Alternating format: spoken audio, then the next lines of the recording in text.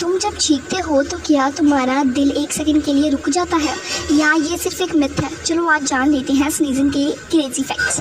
Fact 1, एक चीख की स्पीड लगभग 160 किलोमीटर पर आवर तक हो सकती है, मतलब बाइक से भी फास्ट हवा निकलती है। फैक्ट 2, तुम आंखें खोल कर स्नीज नहीं कर सकते, हमारा दिमाग का रिफ्लेक्स सिस्टम ऑटोमेटिकली आंखें बंद कर देता है, ट्राई करके देख लो। फैक्ट 3, कुछ लोग सूरज की ब्राइट लाइट देखकर भी स्नीज कर देते हैं, इसे कहते हैं फोटिक स्नीज रिफ्लेक्स और ये सुपर पावर रेयर है।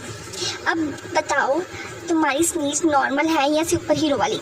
और हाँ, अगर तुमने भी कभी सनलाइट में स्नीज किया है तो कमेंट्स करो।